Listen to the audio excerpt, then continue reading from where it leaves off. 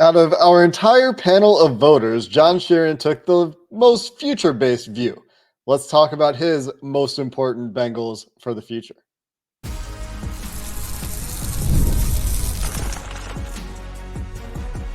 You are Locked On Bengals, your daily Cincinnati Bengals podcast. Part of the Locked On Podcast Network, your team every day. What up, Bengals fans, and welcome to another episode of the Locked On Bengals podcast. I'm your host, Jake Lisco. He's your host, James Rapien. Today we're joined by John Sheeran, who covers the Bengals for A to Z Sports, one of our panel of voters for the most important Bengals of the future. We're part of the Locked On Podcast Network here on Locked On Bengals, covering your team every day. Free on YouTube, everywhere you get your podcast. So if you're new to the show, you can subscribe.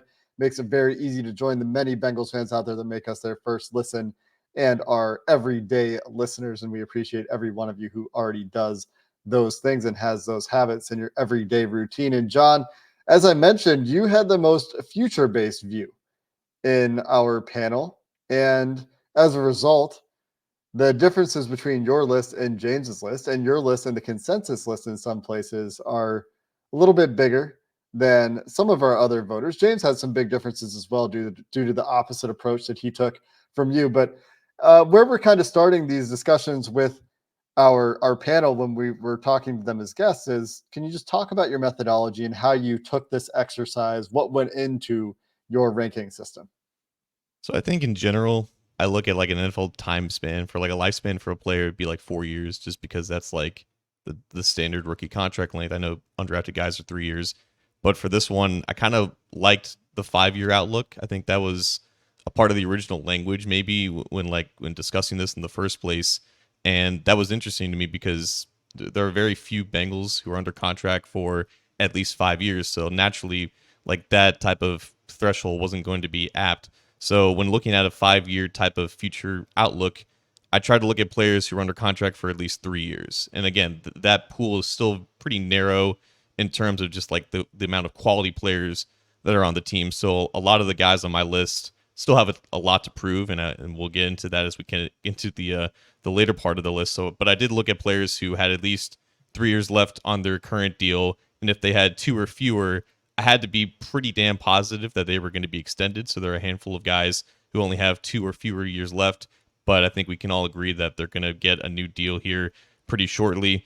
And then beyond that, are they a starter right now? Is there a clear path for them to be a starter in the near future? And the near future would be within the next year or two or so. So how impactful they are on the current state of the team or in the short term in terms of just looking at the next year or two, that was a factor into it as well. And also just the position that they play, positional value still matters here. Even if a guy has a role right now, but he doesn't play that impactful of a position, if he's not getting paid as much because of that, that impacted his standing in the rankings as well. So I think there is still a decent mix of guys who are legitimate contributors right now, but there's also a lot of guys who either haven't played a snap, haven't played enough snaps to be considered really important for the team. But I think from a 5-year outlook, you had to be here, or I have to believe you're here for at least the majority of those next 5 years for you to make this list.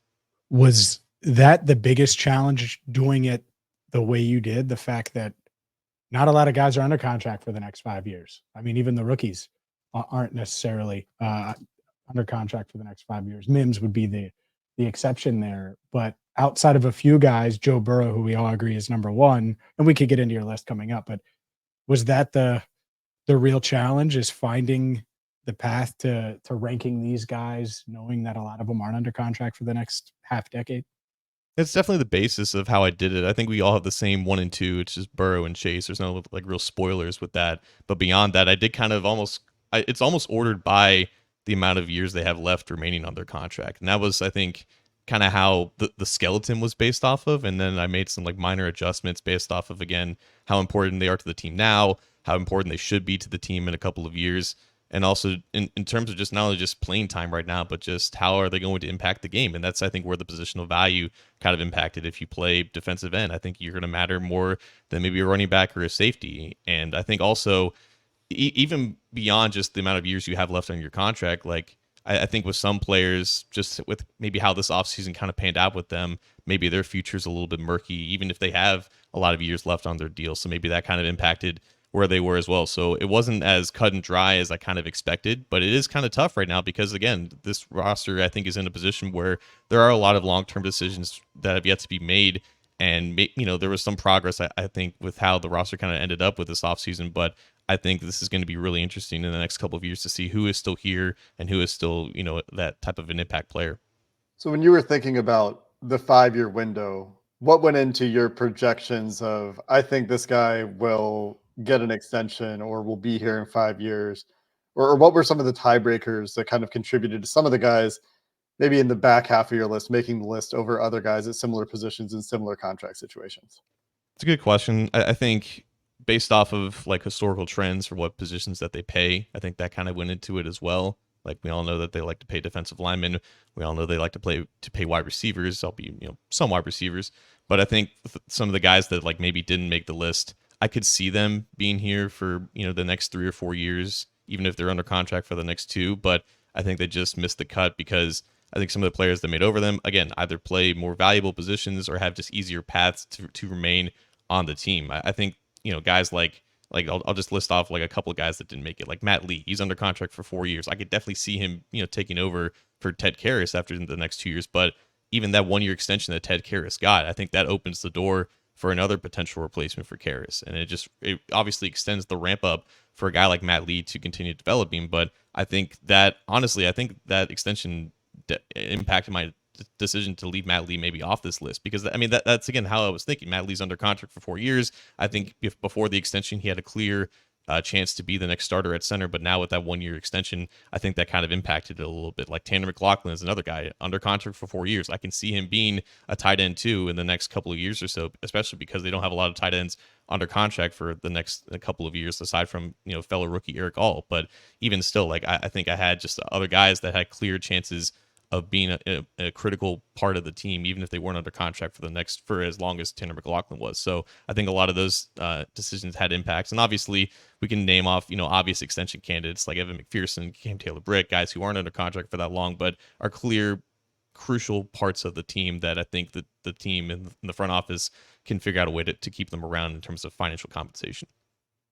Is Evan McPherson number 3 on John's list? We'll dive into the list. We know it's Burrow. We know it's Chase. We'll dive into the rest of John's list coming up next.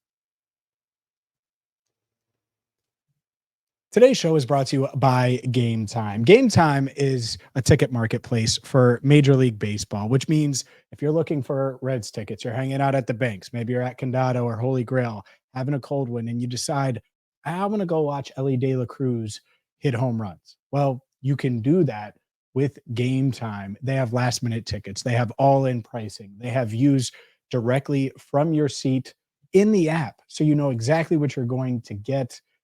No questions, no hidden fees like I mentioned, and all-in prices. So you got to download the Gametime app. And by the way, it's not just Major League Baseball. It's any concert you can think of that's coming to your area this summer. Maybe you're wanting to get ahead of things and get Bengals tickets for that September 8th matchup against the Patriots, or maybe you want to go to Kansas City or one of these road games. That's fine. Gametime is the app you need to get your tickets. So make sure you download the Gametime app, create an account, and use code LOCKEDONNFL for $20 off your first purchase. Again, that's code LOCKEDONNFL, LOCKEDON NFL. Terms apply. Again, create an account, redeem code LOCKEDONNFL for $20 off. Download Gametime today. Last minute tickets, lowest price, guaranteed. All right, John, let's get into that list. Break down your top most important Bengals for the future. And then we'll talk about why some guys are on the list where they are, and we'll have some discussion about Is it Evan McPherson? Drum roll. Your rankings. It is not McPherson. I think my 3 was shared with, I guess no one. I guess I was the only one who had Cam Taylor-Britt as the 3rd most important Bengal of the future.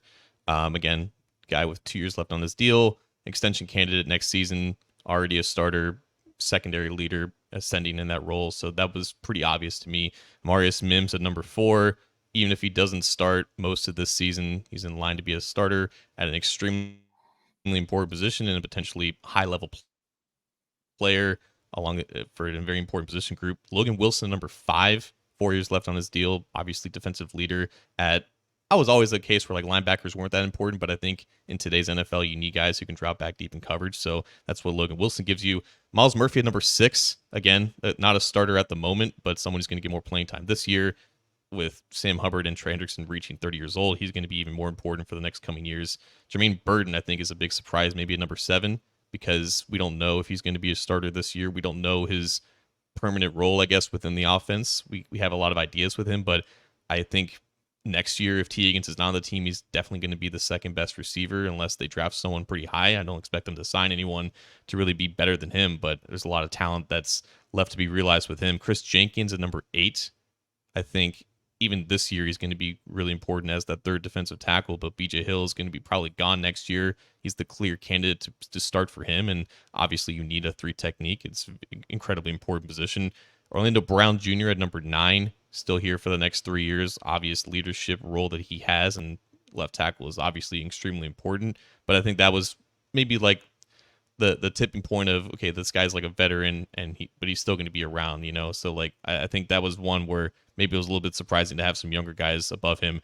Andrei Iosivas at number 10, maybe is a big surprise to a lot of people. But again, I think 3 years left on his contract.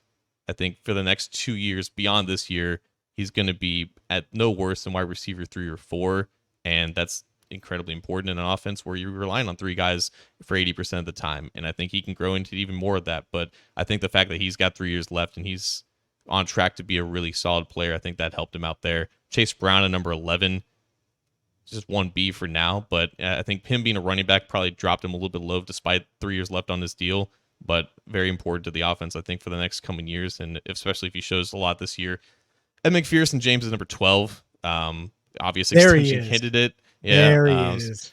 I see him here for the next 5 years, probably like a 3 or 4 year extension. You still need guys who can nail 50-yard field goals in those critical moments. So that's what got him on the list. I wanted to put Jordan Battle higher than 13, but I just don't like. He's going to be a backup this year, probably to Von Bell, and then he's got 2 years left after that, where I think he could still be a starter. But I think the murkiness of his current situation dropped him a little bit. DJ Turner at 14, kind of a similar situation. We don't know if he's now behind Dax Hill on the depth chart, but he was a starter last year, and he still provides quality depth there at cornerback. And finally, I wanted to put Eric All somewhere on the list because I think he's going to be their most well-rounded tight end for the next 2 to 3 years beyond this year, and that's going to be obviously very important. He could be a definite starter. I think he's got that talent if he stays healthy, so I wanted to get him on the list somewhere, so he's 15. Yeah, it's certainly a different approach. What is, just reviewing it here, was there a hardest player to rank, or one that you went back and forth about? And then I'll get into specifics on what stands out to me about your approach. But was there any guy that you wrestled with the most? I think I ended up moving Orlando Brown Jr. around a couple of times just because obviously the value of the position that he plays, and I think his impact on the team is there. But at the same time, I think some of the guys ahead of him can be even better players at their respective positions to Orlando Brown, because I think at the end of the day, Orlando Brown's a slightly above average tackle who I think can have better production and a more well-rounded offense instead of one that just has standard dropbacks for 50 straight plays in a game. So I think we'll see a better version of Orlando Brown Jr., but I think that was kind of part of it, where maybe Chris Jenkins and Jermaine Burton have slightly higher upsides relative to what Orlando Brown was. I think Yoshi was definitely weird because I don't know if he's a better player than the likes of Chase Brown and Jordan Battle, but I think he just plays a more valuable position, and he's going to be more relied on to win games when Joe Burrow is throwing the ball to you. So I wanted to put him on the list somewhere, but even still, it was weird to have these guys on the list and to not have like a Trey Hendrickson or an Alex Kappa, even though like those guys didn't qualify because of the amount of years they have left on their contracts. Obviously, the value of a Trey Hendrickson in the short term is way more than Iosivas, but I think just in terms of just looking at the future, the ceiling is definitely higher for Yoshi than I gave him credit for this time last year. And I think the progress that he showed last year kind of proved that.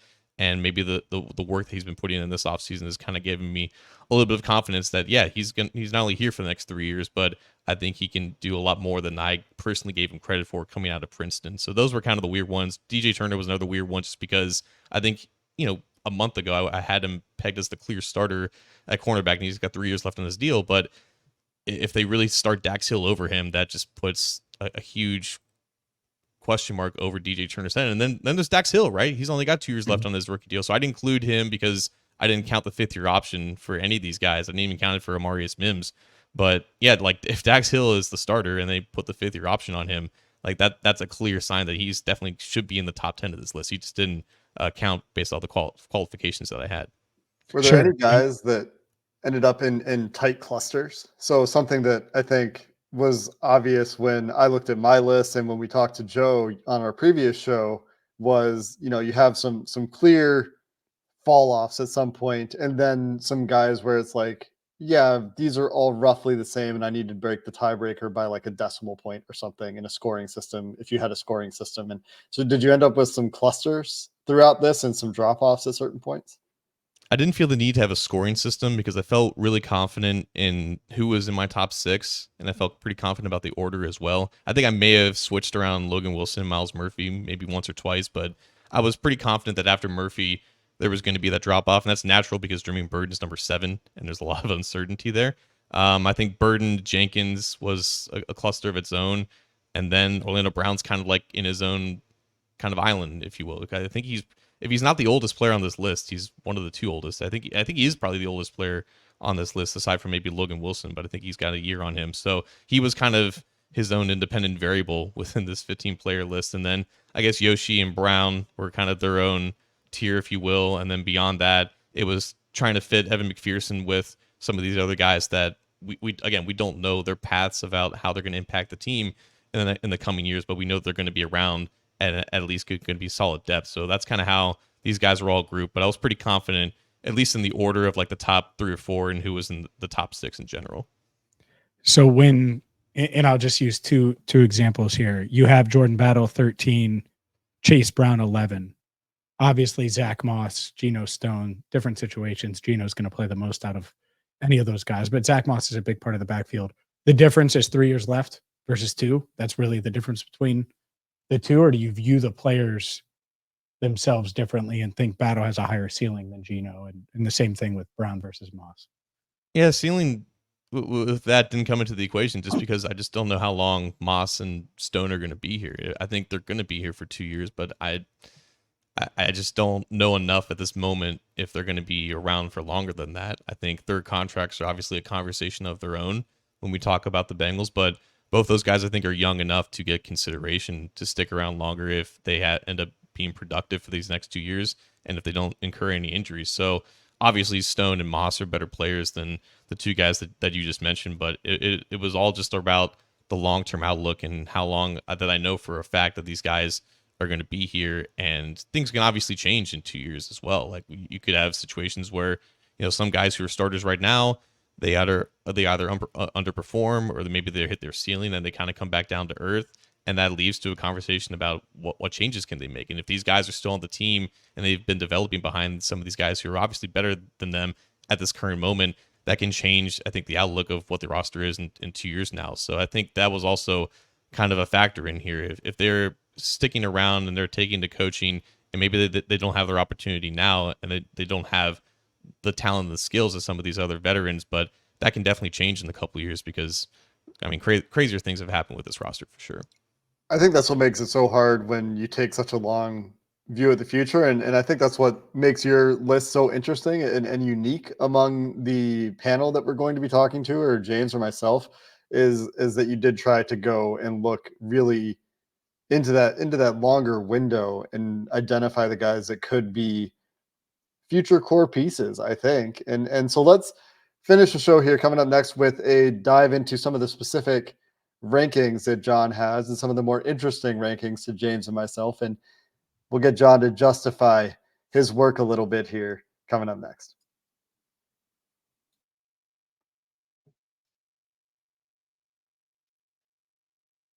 The one guy, and maybe there's multiple, but the guy that stands out to me, John, that you have on your list that no one else had is a local guy, Eric All. You mentioned him. What went into having him just make the cut at 15 ahead of a Trey Hendrickson, who's or insert whoever But like Trey Hendrickson's like the third best player on the team, probably at worst. Hopefully for the next 2 years, maybe someone else emerges. But like having all ahead of him, how tough was that, and why do you have all there? Again, it wasn't tough because I just had different qualifications. Like Hendrickson is here for the next 2 years. I think despite his desires to be here for as long as possible, I just don't see the Bengals keeping him around for longer than 2025 just because of his career trajectory and how old he is. So Eric All's here for the next 4 years. And then looking at the tight end room specifically, and again, it's not a position that's incredibly valuable, at least in the last few years of the Bengals offense, but I think that has the propensity or the capability to change, especially with how the group is now. You have a Mike Gesicki there, you have Tanner Hudson. Both of those guys just have 1 year left on their deal. So Drew Sample was like the only other tight end aside from McLaughlin that even qualified for this list. And Drew Sample at this point is just that hybrid H-back blocking tight end, outlet receiver. And that's valuable, but I don't know if it's more valuable than what Eric All can be in 2 or 3 years' time. I stand by this. I think he's right now, when he's healthy, their best all-around tight end. And maybe that's an indictment to the other tight ends on this group, but I think he brings the best combination of downfield receiving ability while also being able to block in line and even line up in the backfield in some ways that Drew Sample can do right now. So it's all potential with Eric All. Like the ceiling is what intrigues me. Obviously, he needs to stay healthy in order to reach that ceiling, but he's here for 4 years, and I think in 2026 we're talking about a do-it-all starter tight end, which has been the desire of this team for many years now. Like it wasn't CJ Uzama, it wasn't Hayden Hurst, it clearly wasn't Irv Smith.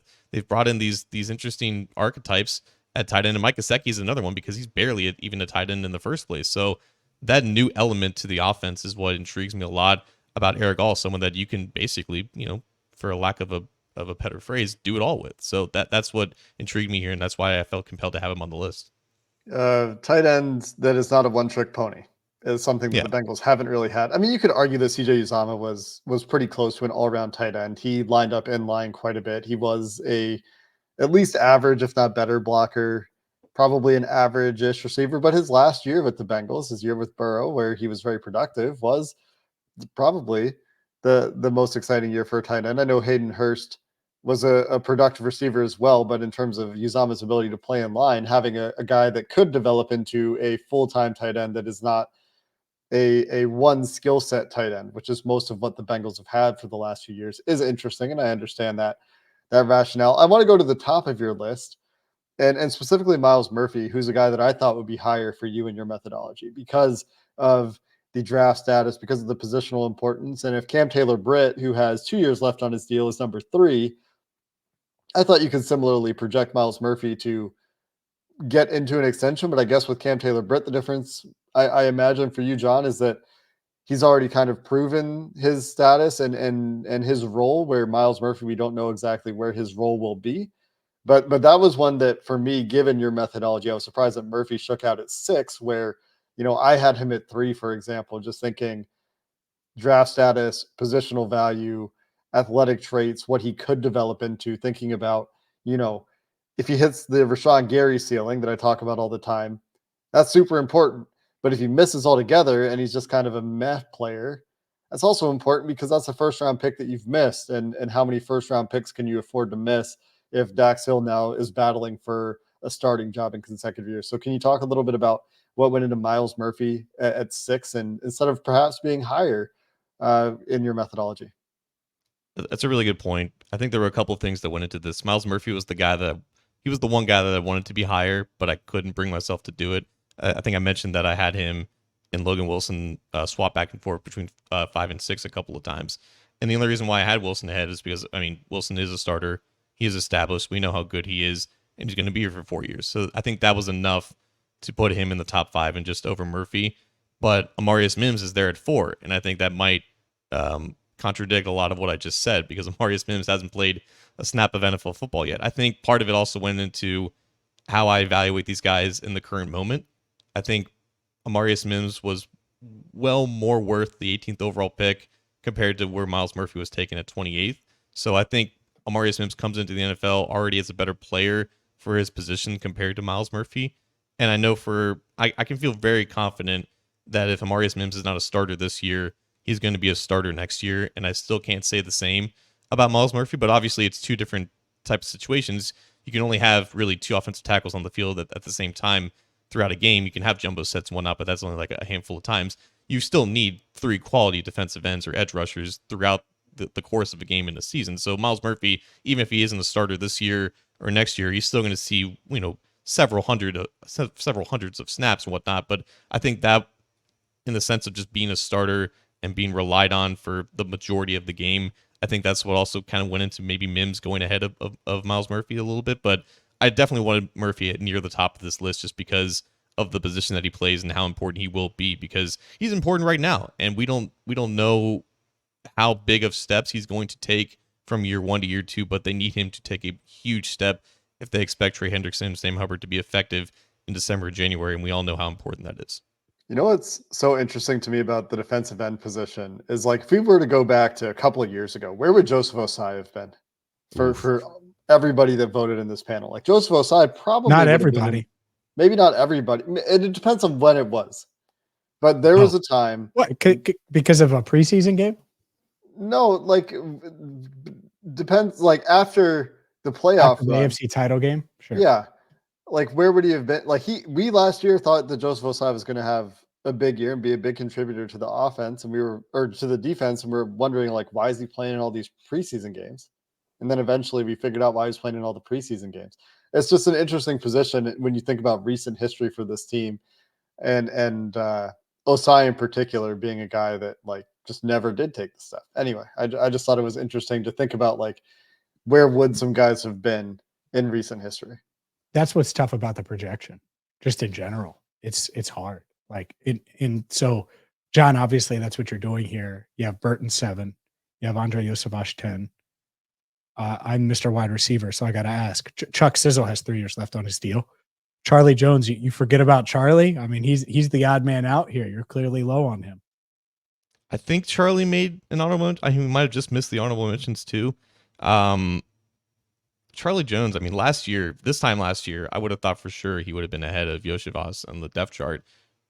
Just playing at a bigger school, being more experienced, and just having the year that he had at Purdue. I don't think a lot of people remember how dominant he was in that 1 year. And now what was it, Aiden O'Connell a quarterback? So he had a decent quarterback, but I didn't know a lot about him before last year's draft. And then the research that I did, even at the age of 24, 25, like, okay, this guy and his play style matches, or at least on paper, it matched Burrow a lot. He was really good at snagging and back shoulder passes on those vertical routes. And for whatever reason, I think he did suffer an injury in training camp, and obviously he injured his thumb, and that really derailed his rookie season. So I think with just how this past year kind of panned out, the fact that I wouldn't comfortably put him in the top 4 or 5 in the current depth chart. I think obviously Irwin still ahead of them, and then Yoshi probably is just ahead of him in that race as well. So the current state of where he is, the fact that he's going to be on the field more as a returner than a receiver in general, I think that kind of played a part in it. But I'm not giving up on him totally.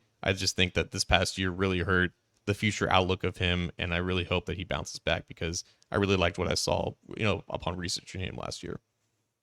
The interesting thing, you mentioned returner. Some of our public voters put returner in their top 10 because of the change to the return rules. And I guess if I were to play devil's advocate, not because I believe in this, Charlie Jones for me was 26, just because I couldn't find a clear role for him going forward. And it was hard to project that he's going to run away with any starting job.